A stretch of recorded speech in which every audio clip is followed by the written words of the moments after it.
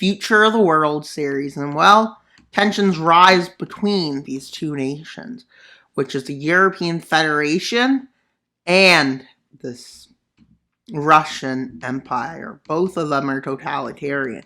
One spreads Eastern Europe into Asia. The other spreads Middle East into Africa and most of Europe.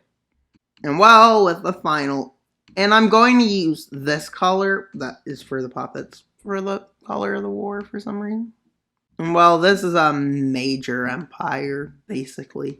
They're both totalitarian, so nobody can do anything about it. They have no control over the war. They don't. And well, in the beginning of the war, there's a bit of a quick advance by one side. But quickly after, it starts to slow down as less and less of an issue becomes. With that being, as you can see, the Russian Empire, which is totalitarian.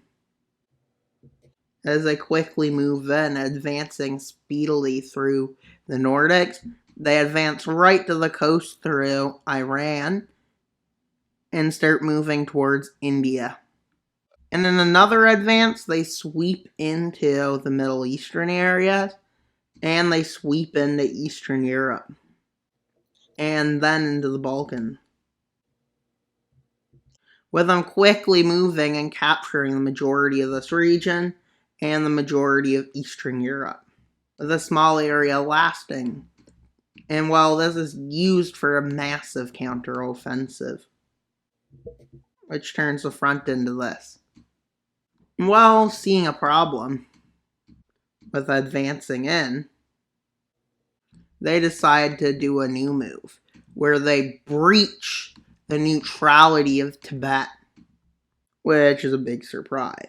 Russia's trying to make Tibet into a puppet, basically, because it's still working on annexing its already puppet. As they manage to get held back at the end of Tibet, and they advance over towards the Indian subcontinent, with the USA, with the American Union and New Zealand just chilling, and Vanuatu, with a new advance into Anatolia taking place, which is at lightning speeds, as they manage to take this area. But with a new move being undertaken, a massive offensive, using it as an excuse to liberate the people from the other nation, which is doing cruel things. But realistically, they're both doing the same things too. The lands they occupy from the other. And well, they quickly move in, taking Stockholm. And well, then they move in and take Helsinki. Or Helsinki, to be funny. But it is Helsinki, but you could say that. As they advance through Hell, Norway, literally. No. But actually, it depends. This area of North America is really close to it. And well, they end up with an occupation zone up here, into the northern area. But with Russia not being a fan of this, but can't do much, they're on so many fronts. That's kind of crazy. They end up getting pushed back in the Middle East into Iran, down Iran's coast, and up into Anatolia. Well, the advance in the Balkans by the Russians is kind of crazy. To get some kind of victory, to distract the people from the fact they're losing, they decide to take advantage of the fact they created neutral states and invade two neutral states to create two puppets, basically, is what its goal is. And they quickly advance in. The areas can't even resist how strong the armies entering are. These are unstoppable at best. And well, they get pushed all the way back, with encirclement after encirclement, to the point where they're forced to surrender. This distracts the people from the fact they're having crushing defeats in all the other front line, by focusing on the victories over the losses, because that's what you focus on, I guess, for them. And well, I guess Russia's aiming to get access to this sea, the open Indian Ocean. That's the Bay of Bengal. What's this one? I forget that one. But that's not a big deal.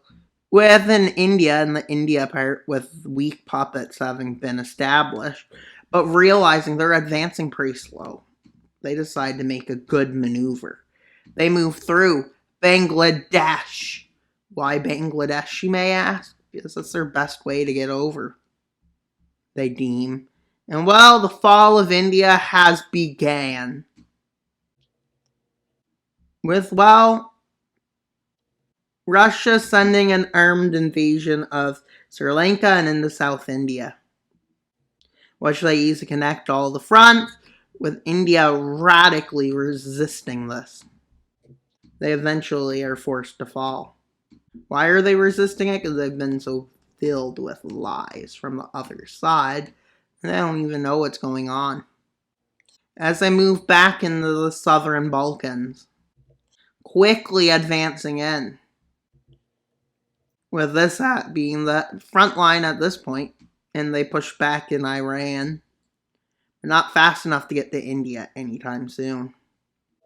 But they do manage to take over the Strait of Hormuz, meaning they own full access to the Persian Gulf. Well, this is pretty much where we'll have the videos for today. Let's see. In this part, well, we saw the beginning of the fall of both nations. One or the other is going to collapse first.